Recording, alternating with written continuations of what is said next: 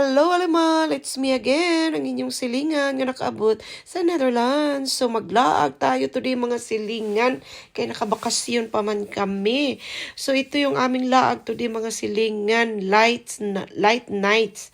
So, kaya nagutom man kami, kakain muna kami mga silingan, kay medyo mahaba-haba ang aming lalakarin this laag kay isa man siyang zoo. Unya they turn it into a light zoo. So daghan jud kay tanig makita mga silingan og medyo taas-taas ang atong laag. So yes, nag-enjoy ako kay every year mga silingan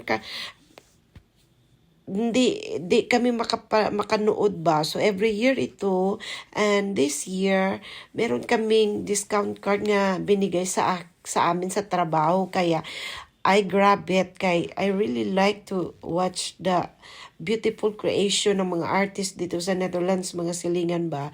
O kana lang ang mga palanawon, di ba? It's so super nice. And thank God for the courting card kay nakabarato kami mga silingan, and then we really had so much fun jud. So ayan na si Kate naglalaro na. So may mga larong pang bata din mga silingan, kaya ang bata hindi maboring kay zooman siya, tapos yung mga palaruan ginawa din nilang mga libangan sa mga bata ba. So ayan na si Kate nag-i-enjoy, and while nag-i-enjoy siya, kami naman ni Kulas nagtitingin lang sa kanya kung saan na siya nakarating yan mga silingan.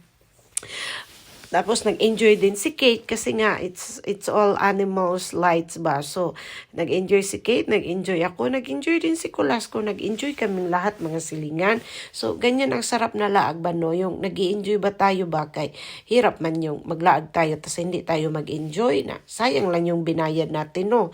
So ito mga silingan talaga, nag-enjoy talaga kami kasi nga sa sobrang ganda ng mga nagawa nilang mga lights ba. Tapos more on animals. So we are animals lover also. So yeah, nag-enjoy kami.